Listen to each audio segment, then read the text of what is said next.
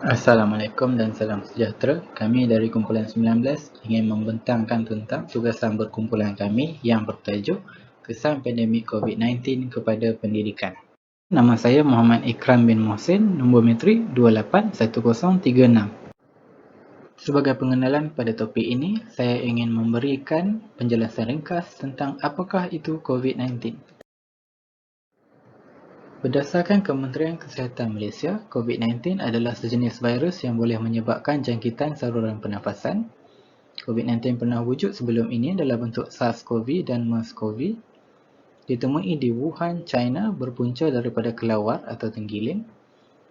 Diisytiharkan WHO sebagai pandemik pada 11 Mac tahun 2020 dan antara simptom-simptom COVID-19 adalah keletihan, demam serta batuk kering, cirit-pirit, sakit dan lenguh pada badan, sakit kepala, hilang deri rasa dan bau, kesukaran untuk bernafas, sakit dada dan hilang keupayaan untuk bercakap dan bergerak.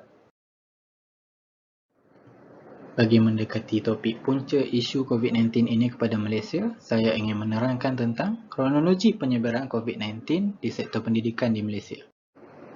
Garis masa kita bermula dengan 16 Mac 2020 apabila Perdana Menteri Tan Sri Muhyiddin Yassin mengumumkan pelaksanaan Perintah Kawalan Pergerakan dari 18 Mac hingga 31 Ogos. Antara syarat-syarat yang diperkenalkan oleh PKP adalah penutupan semua sekolah dan institusi pengajian tinggi.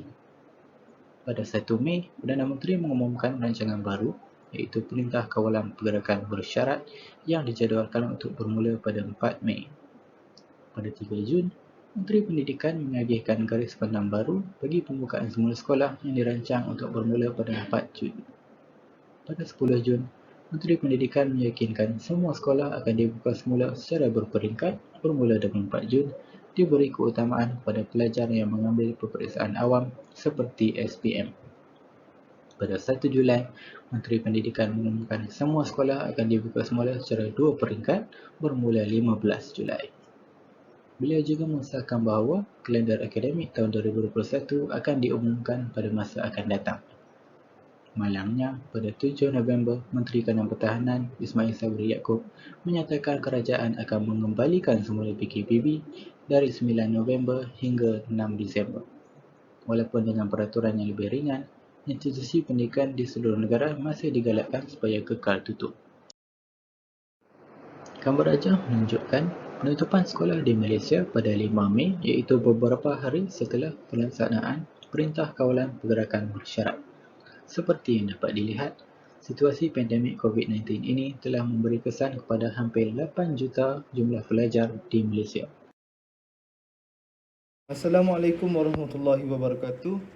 Nama diberi Daim Hadi bin Syahrul Nizam dan nombor metrik 281040. Apakah langkah pelaksanaan proses pembelajaran yang boleh diperolehi daripada wabak COVID-19 ini yang telah melanda di negara kita?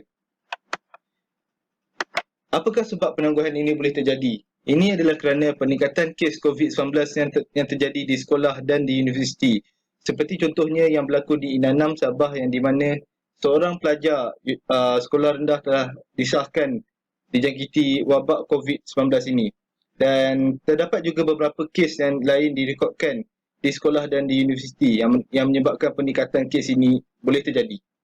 Selain itu, kebimbangan pihak ibu bapa terhadap anak-anak yang berada di universiti dan mereka telah meminta pihak Kementerian Pengajian Tinggi untuk menghantar mereka balik semula ke kampung halaman mereka sendiri.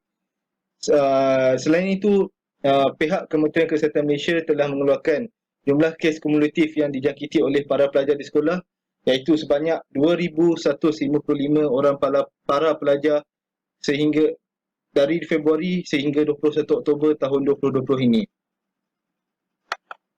Apakah langkah kerajaan untuk mengekang isu ini? Yang pertama, mereka membatalkan peperiksaan awam yang berlaku pada tahun ini.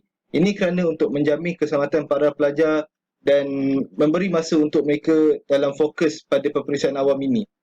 Selain itu, penangguhan kemasukan pelajar baru dan lama di universiti sehingga 31 Disember 2020. Ini kerana juga adalah untuk menjamin keselamatan para pelajar baru dan lama dan supaya tidak terjadi mutasi virus yang boleh menyebabkan super spreader antara menjadi super spreader di dalam universiti tersebut. Dan apakah norma baharu untuk warga pendidik dan warga pelajar di sekolah dan universiti? Yang pertama adalah memperkenalkan pembelajaran online, iaitu dengan menggunakan aplikasi Google Meet, Webex, Zoom dan lain-lain lagi. Ini adalah kerana untuk meluaskan pengetahuan para guru dan para pelajar terhadap dunia IT ini. Kerana mereka boleh belajar cara-cara untuk menggunakan laman web ini dan mereka juga belajar untuk boleh menjadi host ataupun tuan rumah ketika mereka mahu membuat pembincangan ahli kumpulan untuk membuat kerja nanti. Selain itu, memudahkan proses pembelajaran kerana pihak guru boleh menyediakan nota-nota dengan post di online untuk menjadi bahan rujukan kepada para pelajar.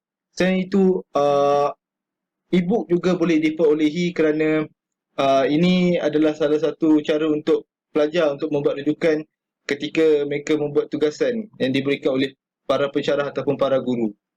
Sekian, itu sahaja. Terima kasih. Assalamualaikum dan salam sejahtera. Nama saya Wan Nur Lydia Shazri Mentuan Arifin. Nombor matrik 280821. Saya akan berkongsikan tentang faktor-faktor yang menyebabkan masalah dalam proses pembelajaran dan juga pengajaran. Data-data ini semua adalah hasil maklum balas yang kami terima daripada borang soal sidik yang telah dijawab oleh 90 orang responden. Faktor yang pertama adalah gangguan internet. Seramai 66 orang responden menyatakan pembelajaran menjadi kurang efektif kerana talian sering terputus atau tersekat. Perkara ini merupakan masalah utama yang dihadapi oleh mereka yang tinggal di kawasan luar bandar. Gangguan internet mengurangkan interaksi dan juga mengundang kepada pembatalan kelas. 63 orang responden pula memilih faktor suasana pembelajaran yang tidak kondusif.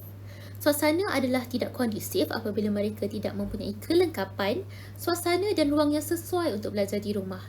Faktor ini timbul kerana mereka perlu berkongsi peranti, keadaan rumah bising dengan kehadiran ahli keluarga yang lain, serta terpaksa berkongsi bilik atau belajar di ruang tamu. Faktor seterusnya yang telah dipilih oleh 50 orang responden ialah tekanan. Tekanan dirasai apabila tugasan yang lebih banyak diberikan untuk menggantikan peperiksaan, sukar memahami sesuatu topik kerana kurang berinteraksi dengan guru dan rakan, mempunyai tanggungjawab lain apabila berada di rumah, serta gangguan internet dan suasana yang tidak kondusif untuk belajar dan mengajar. 45 orang responden pula menyatakan mereka tidak mempunyai semangat atau komitmen untuk belajar. Hal ini adalah kerana mereka berada dalam persekitaran yang berbeza. Bagi mereka, rumah adalah tempat untuk berehat, jadi mereka sukar untuk belajar dengan serius. Sesetengah daripada mereka hanya boleh melakukan kerja dalam suasana yang sesuai sahaja. Oleh itu, ketiadaan semangat menyebabkan fokus mereka hilang dan kerja yang perlu diselesaikan ditangguh. Masalah pengagihan masa dihadapi oleh 30 orang responden. Mereka berkongsi bahawa faktor ini wujud kerana terlalu banyak tugasan perlu diselesaikan sekaligus. Selain itu, terdapat juga urusan keluarga atau komitmen lain yang bercanggah dengan jadual kerja. Ada juga pelajar yang mempunyai masalah ini kerana perlu bekerja separuh masa untuk mendapatkan wang poket. Faktor keenam adalah cara pengajaran yang tidak menarik. Hanya 26 orang responden memilih faktor ini dan sebab mereka ialah kerana tidak dapat melakukan aktiviti fizikal di dalam kelas. Untuk pengetahuan anda, pelajar yang mengambil subjek berasaskan kemahiran, penggunaan mesin dan eksperimen adalah golongan yang paling terjejas. Faktor terakhir iaitu tiada kemudahan telefon bimbit atau komputer riba telah dipilih oleh 9 orang responden. Mereka tidak mampu untuk memiliki kerana harga sesebuah peranti adalah mahal. Lebih buruk lagi, terdapat juga ibu bapa yang kehilangan kerja kerana COVID-19. Di sini saya selitkan juga graf hasil soal selidik kami. Sesungguhnya terdapat begitu banyak faktor yang menyebabkan masalah dalam proses pembelajaran dan pengajaran berlaku akibat pandemik COVID-19 yang melanda dunia. Assalamualaikum dan salam sejahtera. Nama saya Nur Hidayah Abdul Muluk, nombor matrik 281021. Ibu bapa tidak perlu gusar tentang keselamatan anak-anak mereka apabila sekolah dibuka nanti kerana Kementerian Pendidikan Malaysia telah menetapkan garis panduan pembukaan semula sekolah untuk dipatuhi oleh pelajar dan guru bagi memastikan sesi pembelajaran yang selamat. Secara tidak langsung, ibu bapa juga turut memainkan peranan dalam melaksanakan garis panduan ini. Antara garis panduannya adalah sebelum menghantar anak-anak mereka ke sekolah, ibu bapa atau penjaga perlu memastikan anak-anak mereka sihat dan tidak bergejala seperti demam, batuk dan sesama. Selain itu, pemeriksaan suhu badan pelajar dengan menggunakan alat pengimbas suhu perlu dilaksanakan oleh guru-guru bertugas di pintu masuk sekolah. Pelajar juga perlu menjaga kebersihan diri dengan kerap mencuci tangan dan penggunaan hand sanitizer. Selain itu, guru-guru perlu memastikan tiada sesi pembelajaran yang menggunakan kontak fizikal kepada pelajar-pelajar seperti sukan dan kokurikulum.